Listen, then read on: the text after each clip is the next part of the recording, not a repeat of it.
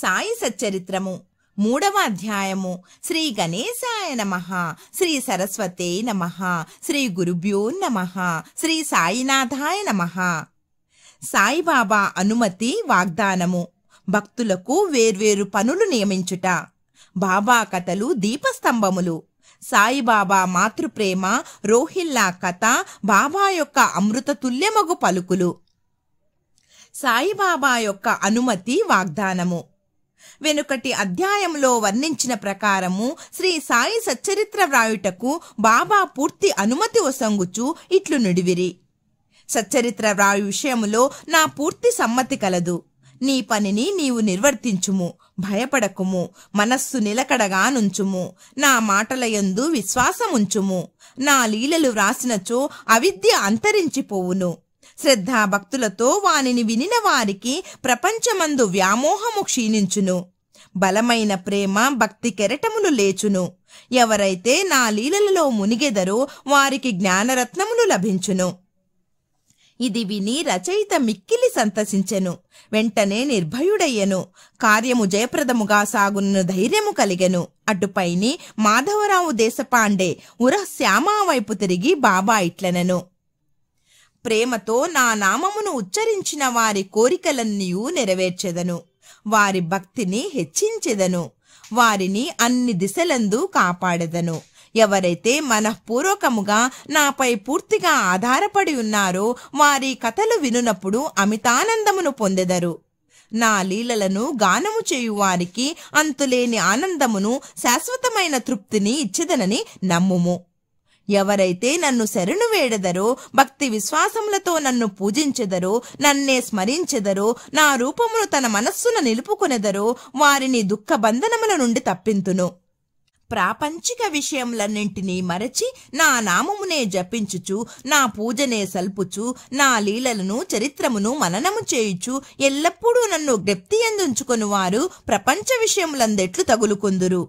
వారిని మరణము నుండి బయటకు లాగెదను. నా కథలు వినినచో సకల రోగములు నివారింపబడును. కావున భక్తి శ్రద్ధలతో నా కథలను వినుము. వానిని మనమున నిలుపుము. ఆనందమునకు తృప్తికి ఇదియే మార్గము. నా భక్తుల యొక్క గర్వాహంకారములు నిష్క్రమించును. నా లీలలు వినువారికి శాంతి కలుగును. మనఃపూర్వకమైన నమ్మకము కలవారికి శుద్ధ చైతన్యముతో తాదాత్మ్యము కలుగును. సాయి సాయి అను నా నామమును జ్ఞప్తియందుంచుకొన్నంత మాత్రమున చెడు పలుకుట వలన, వినుట వలన కలుగు పాపములు తొలగిపోవును. భక్తులకు వేర్వేరు పనులు నియమించుట. భగవంతుడు వేర్వేరు భక్తులను వేర్వేరు పనులకు నియమించును. కొందరు దేవాలయములు, మఠములు, తీర్థములో, నది ఒడ్డున మెట్లు మొదలగునవి నిర్మించుటకు నియమితులగుదురు. భగవంతుని లీలను పాడుటకు కొందరు నియుక్తులగుదురు. కొందరు తీర్థయాత్రలకు పోవుదురు. సచ్చరిత్ర రచన నాకు నియమింపబడినది. విషయ జ్ఞానము శూన్యమగుటచే ఈ పని నా అర్హతకు మించినది. అయినచో ఇంత కఠినమైన పని నేనెందుకు ఆమోదించవలెను? సాయిబాబా జీవిత చరిత్రను వర్ణించగలవారెవ్వరు? సాయి యొక్క కరుణయే ఇంత కాఠిన్య కార్యమును నెరవేర్చు శక్తిని నాకు ప్రసాదించినది. నేను చేత కలము పట్టుకొనగానే సాయిబాబా నా అహంకారంను హరించి వారి కథలను వారే వ్రాసికొనిరి. కనుక ఈ గ్రంథము రచించిన గౌరవము సాయిబాబాకే చెందును కాని నాకు కాదు. బ్రాహ్మణుడై పుట్టినప్పటికీ శృతి స్మృతి అను 2 కండ్లు లేకుండుటచే సాయి సచ్చరిత్రను నేను రాయలేకుంటుని. కాని భగవంతుని అనుగ్రహము మూగవాణిని మాట్లాడునట్లు చేయును, కుంటివాణిని పర్వతము దాటునట్లు చేయును. తన ఇచ్ఛానుసారము పనులు నెరవేర్చుకొను చాతుర్యము ఆ భగవంతునికే కలదు. హార్మోనియమునకు గాని వేణువునకు గాని ధ్వనులు ఎట్లు వచ్చునో తెలియదు. అది వాయించువానికే తెలియను. చంద్రకాంతము ద్రవించుట, సముద్రము ఉప్పొంగుట వాని వాని వల్ల జరుగవు. అవి చంద్రోదయం వల్ల జరుగును. బాబా కథలు దీపస్తంభములు.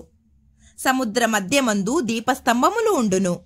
పడవలపైన పోవువారు ఆ వెలుతురులో రాళ్లు, రప్పల వల్ల కలుగు హానులను తప్పించుకొని సురక్షితముగా ప్రయాణింతురు. ప్రపంచమను మహాసముద్రంలో బాబా కథలను దీపములు దారి చూపును. అవి అమృతము కంటే తీయగా నుండి ప్రపంచయాత్ర చేయు మార్గమును సులభముగను సుగమముగను చేయును. యోగీశ్వరుల కథలు పవిత్రములు. అవి మన చెవుల ద్వారా హృదయమందు ప్రవేశించినప్పుడు శరీర స్పృహయును, అహంకారమును, ద్వంద్వ స్వభావములను నిష్క్రమించును. మన హృదయమందు నిల్వయుండిన సందేహములు పటాపంచలైపోవును. శరీర గర్వము మాయమైపోయి కావలసినంత జ్ఞానము నిల్వ చేయబడును. శ్రీ సాయిబాబా కీర్తి వర్ణనలు ప్రేమతో పాడిన కాని వినిన కాని భక్తుని పాపములు పటాపంచలగును. కాబట్టి ఇవి ఏ మోక్షంనకు సులభ సాధనములు.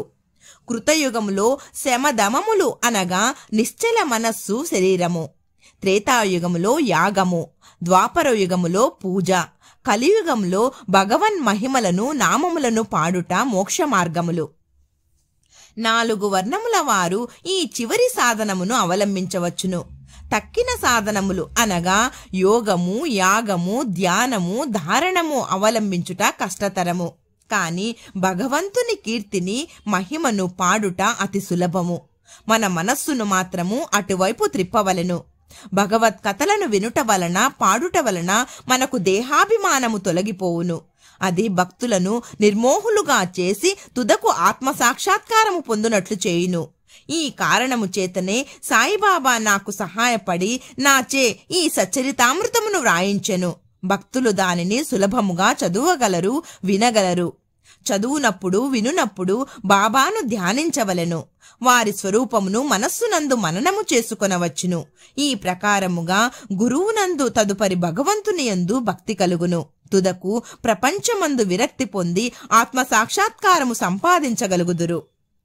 సచ్చరితామృతము వ్రాయుట, తయారు చేయుట బాబా యొక్క కటాక్షము చేతనే సిద్ధించినవి. నేను నిమిత్తమాత్రుడగానే ఉంటిని. సాయిబాబా యొక్క మాతృప్రేమ. ఆవు తన దూడనెట్లు ప్రేమించునో అందరికీ తెలిసిన విషయమే. దాని పొదుగెల్లప్పుడూ నిండియే ఉండును. దూడకు కావలసినప్పుడల్లా కుడిచినచో పాలు ధారగా కారును. అలాగుననే బిడ్డకు ఎప్పుడు పాలు కావలనో తల్లి గ్రహించి సకాలమందు పాలిచ్చును. బిడ్డకు గుడ్డలు తొడుగుట ఎందును, అలంకరించుట ఎందును తల్లి తగిన శ్రద్ధ తీసుకుని సరిగా చేయును. బిడ్డకు ఈ విషయమేమీ తెలియదు కాని తల్లి తన బిడ్డలు చక్కగా దుస్తులు ధరించి అలంకరింపబడ్డ చూచి అమితానందము పొందును. తల్లి ప్రేమకు సరిపోల్చదగినది ఏదియూ లేదు. అది అసామాన్యము, నిర్వ్యాజము. సద్గురువులు కూడా ఈ మాతృప్రేమ వారి శిష్యులందు చూపుదురు. సాయిబాబాకు కూడా నా ఎందట్టి ప్రేమ ఉండెను. దానికి క్రింది ఉదాహరణ ఒకటి. 1916వ సంవత్సరంలో నేను సర్కారు ఉద్యోగము నుండి విరమించి తిని. నాకీయ నిశ్చయించిన పింఛను కుటుంబమును గౌరవముగా సాకుటకు చాలదు. గురు పౌర్ణమి నాడు ఇతర భక్తులతో నేను కూడా షిరిడీకి పోయి తిని. అన్నా చించనీకర్ నా గురించి బాబాతో ఇట్లనెను: దయచేసి ఈ అన్నా సాహెబ్ యందు దాక్షిణ్యము చూపుము. వానికి వచ్చు పింఛను సరిపోదు. వాని కుటుంబము పెరుగుచున్నది. వానికి ఇంకేదైనా ఉద్యోగము ఇప్పించుము. వాని ఆతురతను తీసి నిశ్చింతను కలుగచేయుము. అందులకు బాబా ఇట్లు జవాబిచ్చెను: వానికి ఇంకొక ఉద్యోగము దొరుకును. కాని వాడిప్పుడు నా సేవతో తృప్తి పడవలెను. వాని భోజన పాత్రలు ఎప్పుడూ పూర్ణముగానే ఉండును. అవి ఎన్నటికి నిండుకొనవు. వాని దృష్టినంతటినీ నా వైపు త్రిప్పవలెను. నాస్తికుల దుర్మార్గుల సహవాసము విడువవలెను.